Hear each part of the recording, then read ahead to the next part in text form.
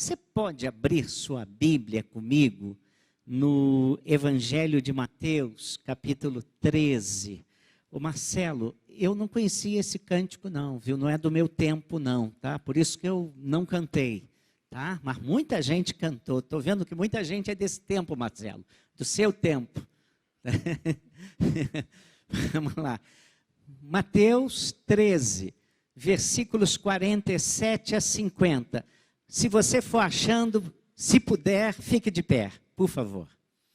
Mateus 13, a partir do versículo 47. Vou fazer a leitura a partir do versículo 47, vou ao versículo 50. Leio Mateus 13, na Bíblia século 21, acompanhe-me na sua versão. Diz assim: da mesma forma, o reino do céu é semelhante a uma rede lançada ao mar, que apanhou todo tipo de peixes. E quando ficou cheia, os pescadores puxaram-na para a praia, e sentando-se puseram os bons em cestos, mas jogaram fora os ruins. Assim será no fim do mundo. Os anjos sairão e separarão os maus dentre os justos, e os lançarão na fornalha de fogo, e ali haverá choro e ranger de dentes. Queira Deus abençoar a sua palavra. Vamos orar? Vamos. Enche, ó Deus, o nosso coração agora com a tua palavra, que ela se torne viva e relevante para a nossa alma. Que o Senhor mesmo seja o grande porta-voz dessa manhã e que essa mensagem fique gravada nos nossos corações e produza fruto para o Senhor, bênção para a igreja. Ó Deus, edifica as nossas vidas com ela. Oramos humildemente em nome de Jesus. Amém. Deixe sua Bíblia aberta, meu querido irmão. Em Mateus 13, Jesus conta uma série de parábolas sobre o reino de Deus. Na verdade, são 6 parábolas para ensinar acerca do reino de Deus. Ele começa com a parábola do semeador, que algumas pessoas pensam que melhor seria definida e traduzida como a parábola dos solos. O evangelho é pregada e dependendo do tipo do solo que for o seu coração, ela germina e floresce ou não, frutifica ou não. E ela, por último, Jesus conta a parábola da rede. A rede é lançada ao mar e é trazida à praia, trazendo todo tipo de peixe. Jesus está falando da rede de arrastão de praia. Os pescadores a lançam ao mar e com o auxílio de uma canoa, numa rede quase sempre de 100 metros de comprimento, com no mínimo 2 metros de altura, eles vão puxando-a, provocam a formação de um saco, onde o peixe vai ficando preso naquela rede e durante o arrasto, e era usado para pegar peixes e pegar também crustáceos. E Jesus usa isso para ilustrar o reino de Deus. O reino de Deus é como uma pesca de arrastão de praia, onde são apanhados todos os tipos de peixes e levados para a praia. Então, chegada à praia, os pescadores fazem a separação entre os peixes bons, comestíveis, aqueles peixes que naquele contexto eram comerciais, podiam ser vendidos, podiam dar lucro, aqueles que eram bem vendidos, os peixes que a sociedade judaica comia, e com os outros peixes que não eram aproveitados e eram jogados fora. que Jesus quer nos ensinar com essa história, a última história desse capítulo das parábolas do reino. Jesus está falando aqui da igreja, que é uma parte visível do reino de Deus. E há 3 expressões que vão nos ajudar o seu ensino.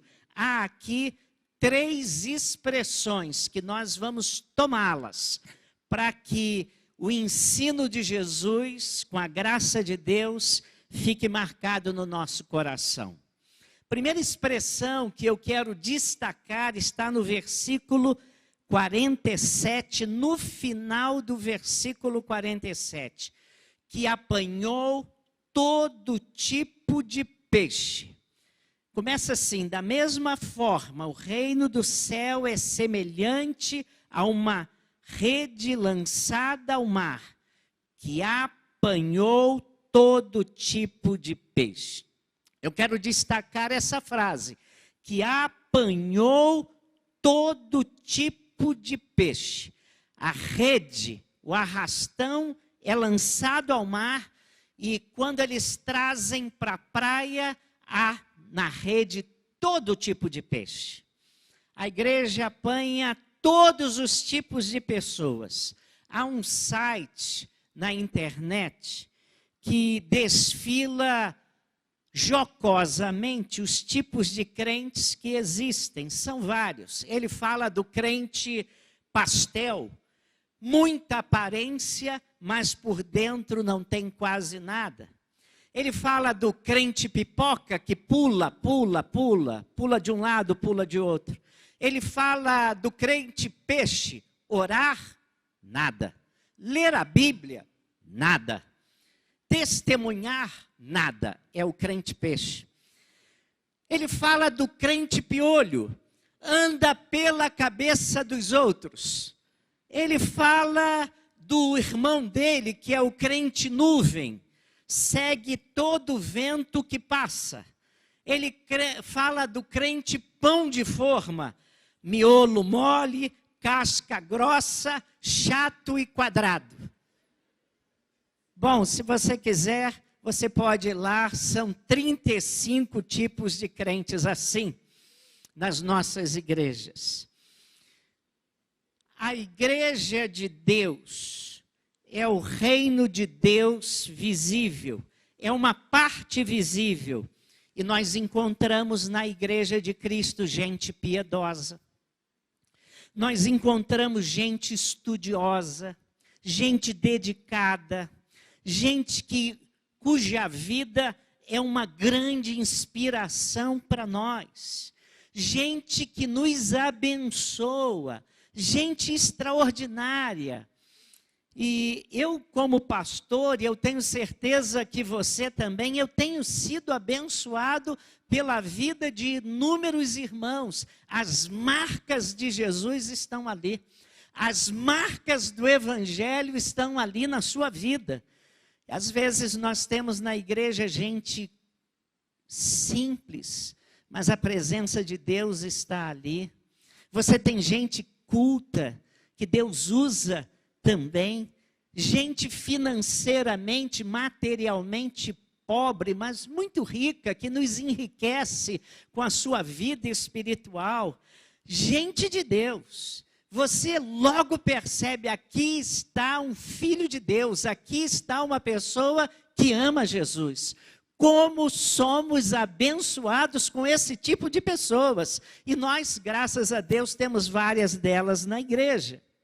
Gente que nós temos uma grande empatia. Gente que parece que nós acabamos de conhecê-las, mas parece que as conhecemos há muitos anos. Porque nós nos sentimos ligados a elas por Jesus. Crentes que são simpáticos, mas nós temos também crentes antipáticos. Nós temos crentes que gostam de criar confusão. Nós temos crentes cheios do Espírito e cheios de unção, mas nós temos crentes fogo de palha, crentes que não têm esse compromisso que nós cantamos e que o irmão Felipe orou para que tenhamos esse compromisso, um compromisso extraordinário com o reino de Deus. Crente que é pau para toda obra, você precisa e ele está lá. Essa semana estava escrevendo a pastoral que escrevi e comecei contando uma história e depois achei que não precisava dela. Mas durante 8 anos que eu fui pastor de uma igreja, quando acabava o culto, um irmão da igreja se aproximava de mim, aqui pertinho do pé do ouvido, não é? E ele falava assim: pastor, eu já estou indo embora. O pastor vai precisar de mim para alguma coisa. Aquele homem raramente faltava um culto. Nos 8 anos que eu fui pastor daquela igreja, se eu contar numa das mãos as vezes que ele faltou ao culto, talvez eu ache isso 5 vezes em 8 anos. Mas ele não saía do templo sem chegar aqui baixinho e dizer: pastor, vai precisar de mim para alguma coisa? Como aquele irmão me abençoou. Irmãos, eu não precisava muitas vezes, na maioria das vezes, daquilo, da ajuda dele. Mas ouvi-lo dizer aquilo e quando eu necessitava, ele estava ali. Como é que eu posso ajudá-lo, pastor? Como isso nos abençoa, irmãos. Nós, como igreja, nós ouvimos a profissão de fé dos irmãos. Temendo e tremendo, muitas vezes, numa assembleia da igreja, o irmão vem aqui à frente e diz: eu sou de Jesus, eu tive um encontro pessoal com Jesus, eu quero me batizar. E a igreja não só ouve o seu testemunho, mas a igreja crê no seu testemunho, a não ser que a igreja tenha alguma razão para duvidar do seu testemunho, o que não é o caso. Então, nós batizamos crendo que você se converteu a Cristo, mesmo porque o batismo é o início da fé cristã, e diante então do seu testemunho, do testemunho dessas pessoas, nós as aceitamos na igreja, afinal, cremos no testemunho que dão. Mas Jesus mesmo advertiu e fez advertência, inclusive fez advertência usando como ilustração líderes cristãos. E se você for comigo em Mateus 7, de 15 a 17, você vai acompanhar a leitura que faço no versículo 15, Jesus falando: cuidado com os falsos profetas. Eles vêm a vocês vestidos de peles de ovelhas, mas por dentro são lobos devoradores. E apesar de não estar ali, eu continuo o texto: vocês os conhecerão pelos seus frutos. Pode alguém colher uvas de um espinheiro ou figos de ervas daninhas? Semelhantemente, toda árvore boa dá frutos bons, mas a árvore ruim dá frutos ruins. Se você estiver lembrado, quando o apóstolo Paulo, no livro de Atos 20, ele vai se despedir da igreja de Éfeso, ele se encontra com a liderança da igreja em Mileto e fala assim: olha, eu estou me despedindo de vocês, mas eu quero dizer que em nada tenho a minha vida por preciosa. E vocês vão ficar, e vocês tenham muito cuidado, porque entrarão lobos vorazes que procurarão devorar o rebanho. O apóstolo Paulo, falando da igreja em Éfeso, ele está dizendo isso. Nem todo mundo que parecia crente era crente. Nem todo mundo que deu uma profissão de fé como cristão tinha Cristo no coração. E Jesus, no capítulo 7 mesmo, nos versículos 21 a 23, ele diz assim, falando sobre líderes: muitos me dirão naquele dia: Senhor, Senhor, não profetizamos nós em teu nome? Em teu nome não expulsamos demônios e não realizamos muitos milagres? Então eu lhes direi claramente: nunca os conheci, afastem-se de mim vocês que praticam o mal. No capítulo 13 de Mateus, Jesus, no capítulo 13, capítulo do reino de Deus, do reino dos céus, Mateus usa uma das parábolas a parábola do joio e do trigo. Um homem semeou no campo trigo, no seu campo. E quando o trigo começou a crescer, apareceram também joios. E ele achou que alguém à noite foi lá e semeou joios, que é muito parecido com o trigo. E eles acharam que foi alguma obra de um inimigo. E eles queriam arrancá-los. Mas o dono do campo deu o seguinte conselho: não vamos arrancar não, vamos deixar crescer. Porque se você for arrancá-los agora, você vai arrancar o joio, mas também pode cortar o trigo. E o ensino é o seguinte: há salvos e perdidos na igreja, e eu acrescento, infelizmente. Há gente aculturada com o evangelho, não tem frutos cristãos, mas aprenderam o linguajar do crente. Gente que tem cara de crente, pinta de crente, jargão de crente, roupa de crente, mas não é crente. Parece, mas não é. Sem falar o chinês espiritual. Aí você adquire todo o nosso evangeliquez, que é aquela linguagem que só crente usa. Amém, irmãos? Está na bênção. Está amarrado em nome de Jesus. O que mais? Glória. E vai. É o nosso jargão para auferir espiritualidade. Já contei para os irmãos, vim morar em Teresópolis e tinha uma vizinha crente, de uma outra igreja. Crente, muito fiel. E ela acordava e falava assim: a paz do Senhor, irmãos. E eu dizia: bom dia. À tarde ela: paz do Senhor, irmão. E ela sabia que eu era pastor. Eu falava: boa tarde. À noite ela me dava paz e eu dava boa noite. Aí um dia eu falei: essa minha resposta não é muito espiritual.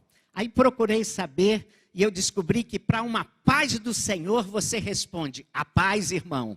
Não é a paz do Senhor de novo, não. É a paz, irmão. Isso é que é a resposta espiritual. Aí aprendi isso. No outro dia ela me deu: a paz do Senhor. Aí eu pensei duas vezes e falei: bom dia. Falei: sabe de uma coisa? Se ela quiser saber se eu sou espiritual ou não sou espiritual, que se dane. Que eu vou continuar dando meu educado bom dia, boa tarde, boa noite, ponto. Tá? E é assim que eu sou. Se você gostar, muito bem. Se você não gostar, olhe por mim.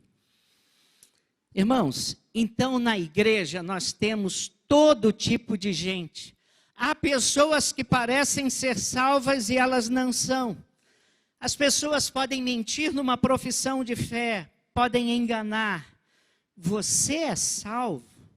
Você, meu querido irmão, você é realmente lavado pelo Senhor Jesus Cristo?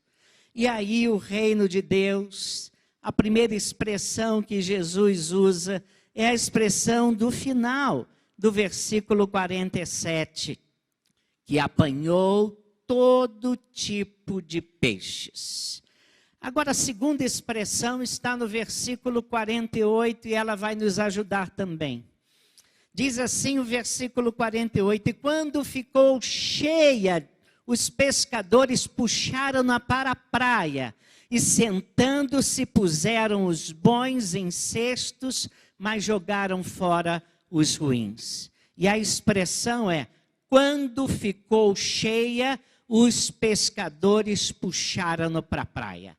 Quando ficou cheia. Sendo os pescadores judeus, eles certamente eram bem instruídos na lei de Moisés.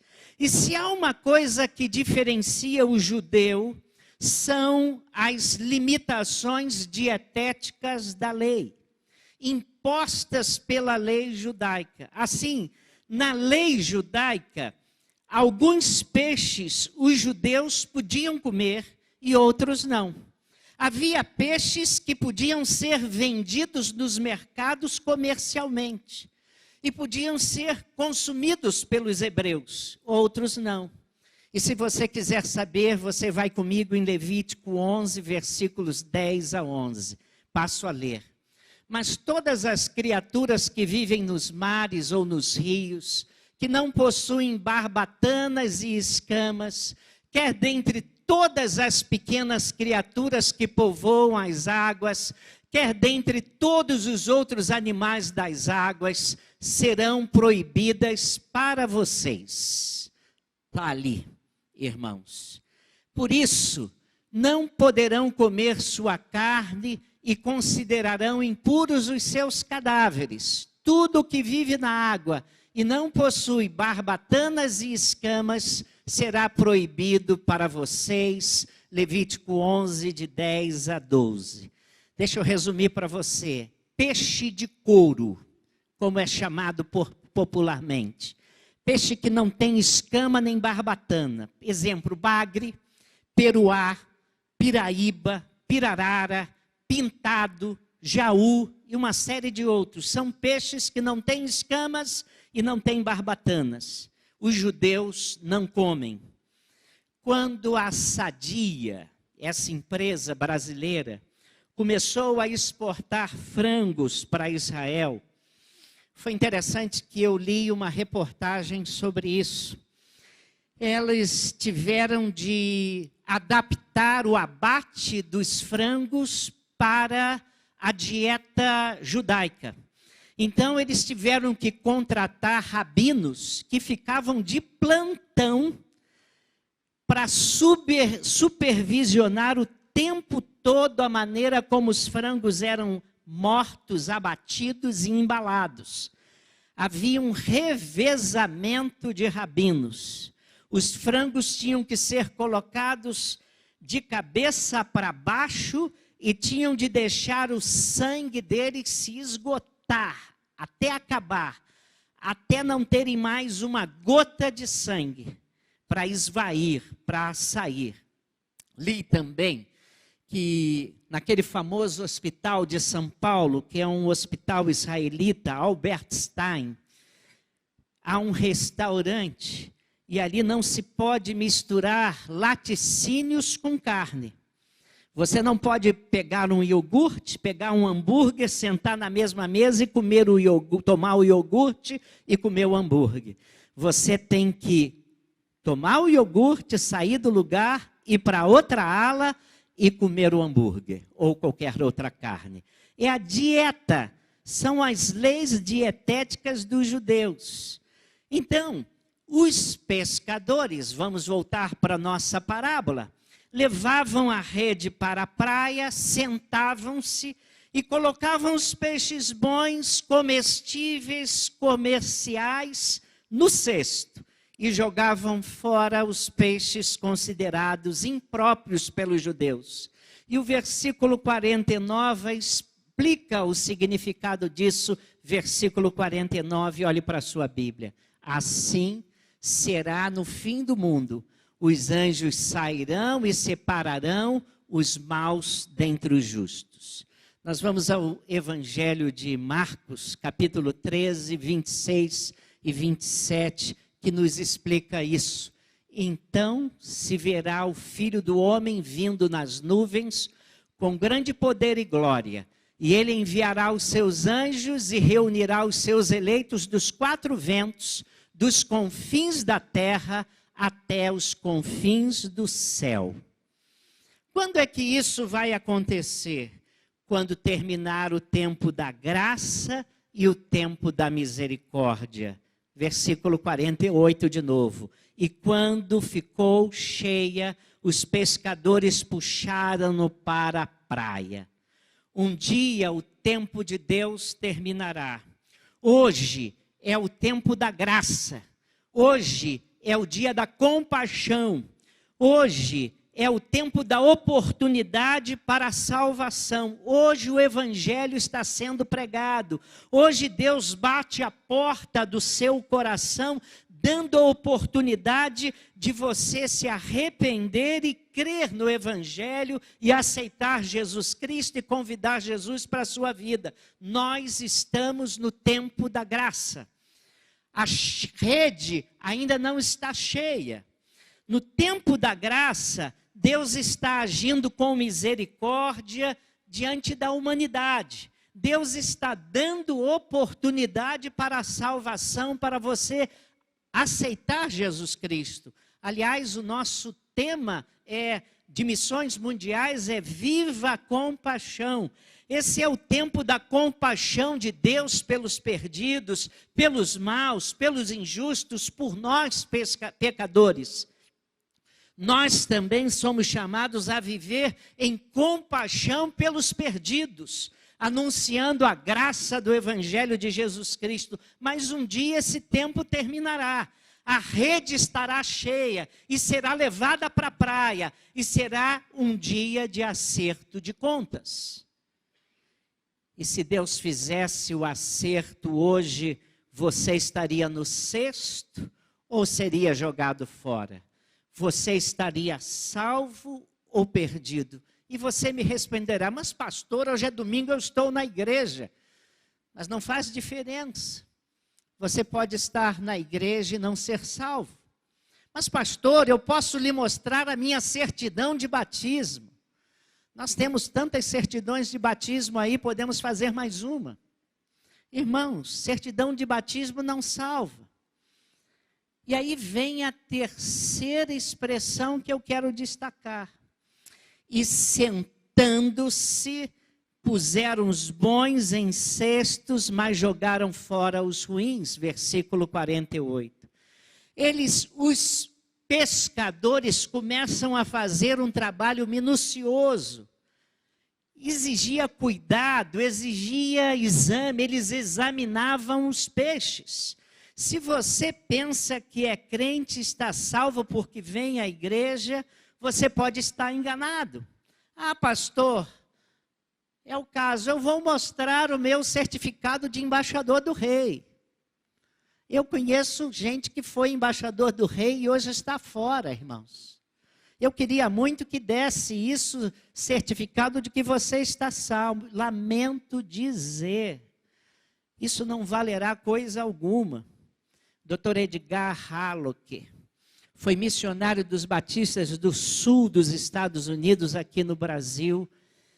Eu tive a oportunidade de conhecê-lo ainda junior, quando ele foi fazer uma palestra para os juniores da igreja que eu frequentava.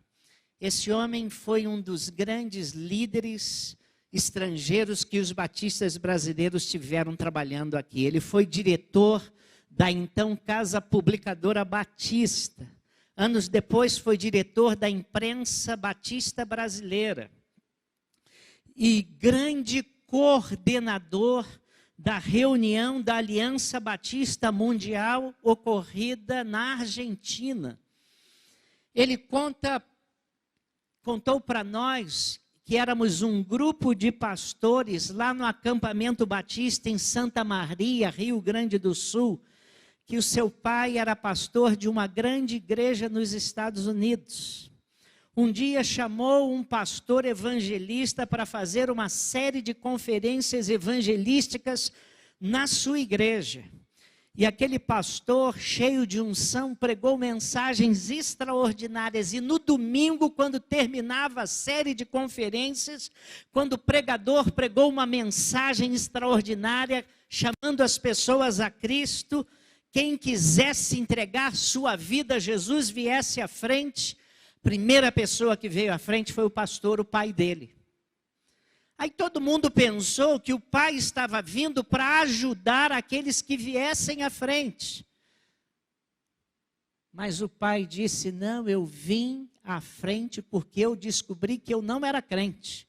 E eu vim à frente entregando minha vida a Jesus. Irmãos, pastor pode não ser crente, cuidado, hein? Vai vendo aí minhas marcas aí, se há fruto na minha vida, tá? Pode examinar aí, porque todo mundo pode examinar sim. As pessoas pensaram que ele estava vindo para ajudar os crentes, mas estava entregando sua vida a Cristo. Descobriu que era pastor, mas não tinha Jesus. Era culturado no Evangelho, sem Jesus. Mas pastor, eu venho de uma família batista de Papo Amarelo. Eu não sei nem o que é isso, mas eu ouço falar nisso. Mas batista não salva, irmãos. Só quem salva é aquele crente em Cristo. Mas o Senhor não ensina que o crente em Cristo está salvo. A questão é saber se você é realmente crente em Cristo. E a Bíblia diz uma coisa notável, em Romanos 8, versículo 16, o Espírito Santo, o próprio Espírito, dá testemunho ao nosso espírito de que nós somos filhos de Deus. Há como sabermos se somos de Jesus ou não, porque o Espírito de Deus testemunha aqui dentro que nós somos de Jesus. Por isso que uma das frases do cantor cristão que eu mais gosto é de um hino que não é o meu predileto, mas eu gosto de vez em quando me vejo cantando. Eu sou de Jesus, aleluia, de Cristo Jesus, meu Senhor.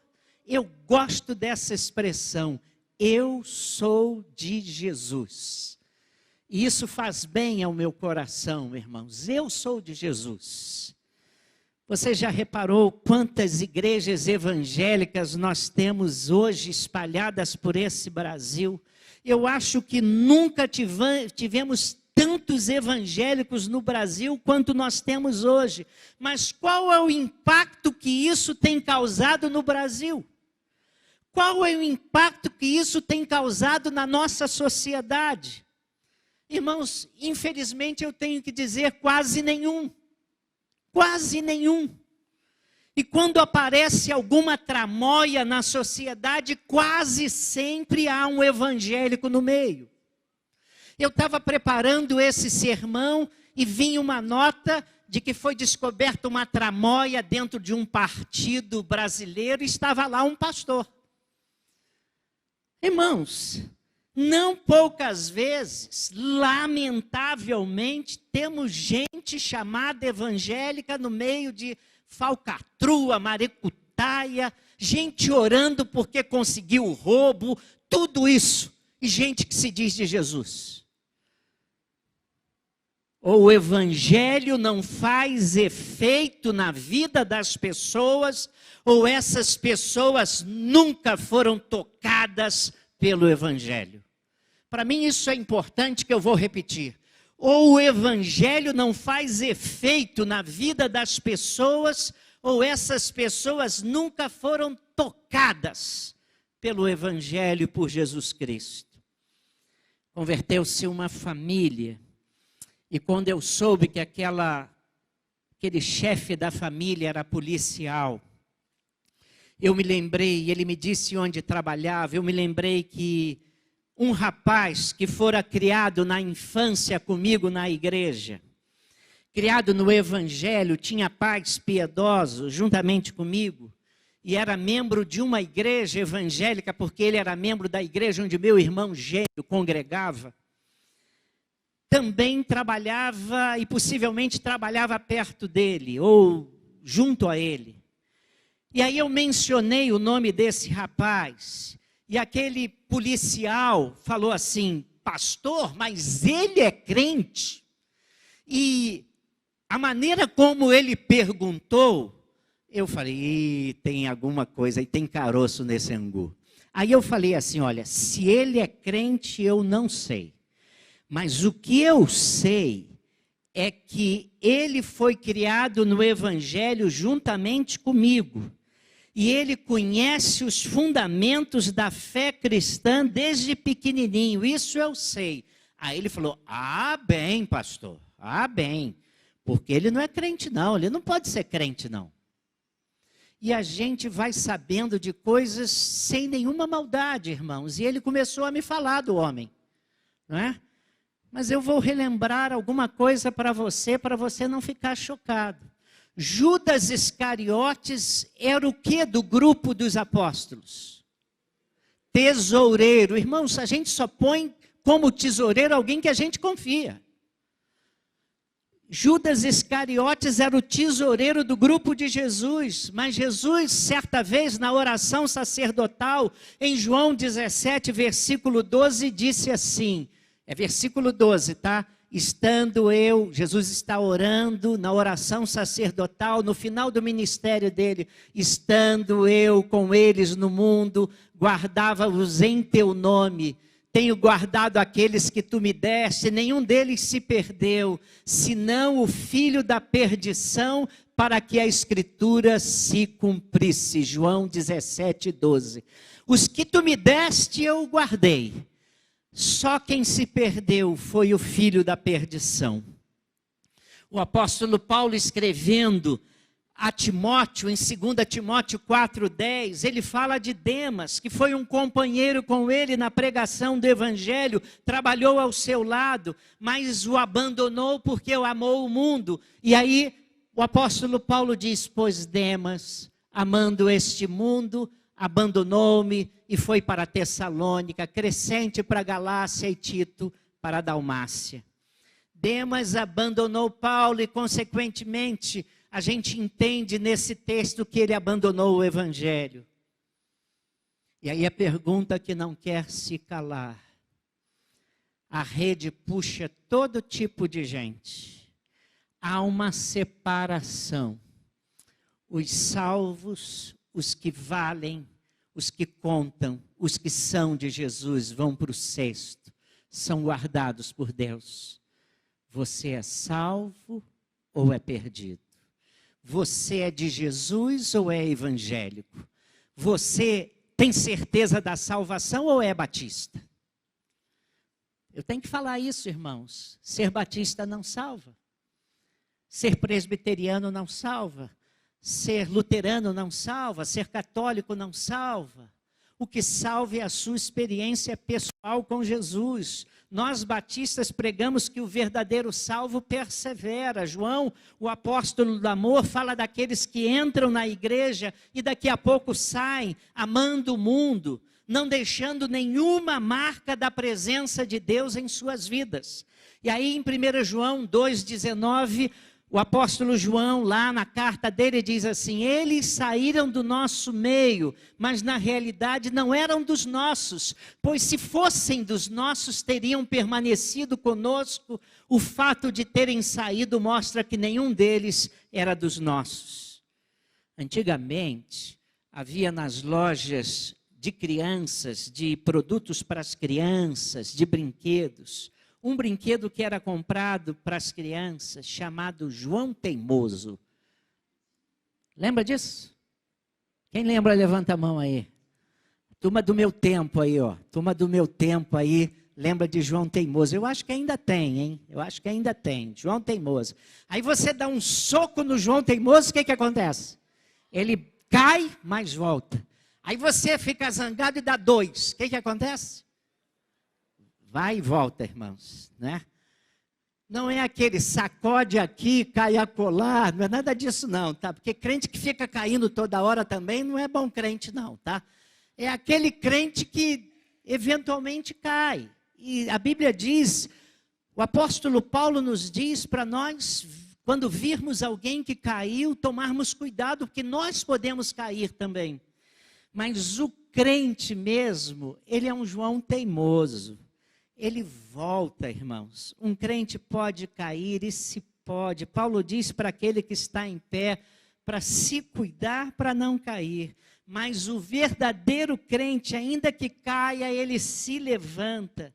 Pode cair e eventualmente, circunstancialmente, se afastar do Evangelho, mas no seu coração está a chama do Evangelho. Se é de Deus, a chama do Evangelho está ali e ele não está feliz, porque ele está se sentindo incompleto, porque tem o temor e a chama de Deus no seu coração e o Espírito Santo de Deus vai incomodando o seu coração até que ele volte. Nós temos o exemplo disso de Paulo falando de João Marcos. Manda João Marcos, que me é muito útil. E Paulo tinha desclassificado João Marcos. No juízo, no dia do juízo, nós vamos saber quem é quem. No dia do juízo, você pode chegar lá com seu certificado de batismo. No dia do juízo, você pode chegar lá com a sua Bíblia. Compre uma bem grande. No dia do juízo, você pode chegar lá, sei lá com o quê, com terno e gravata, que a gente nem está usando mais ultimamente. Olha que curioso, a parábola não fala do que será feito com os justos. Ela não está aqui interessada nisso. Nós sabemos o que há de acontecer com os justos. Essa parábola, o foco dela está nos peixes imprestáveis. E os lançarão na fornalha de fogo, versículo 50, e ali haverá choro e ranger de dentes. Parece que aqui Jesus não está focando os salvos. Ele não está focando os justos, não está focando os remidos, não está focando os verdadeiramente convertidos. Eles estarão para sempre com o Senhor.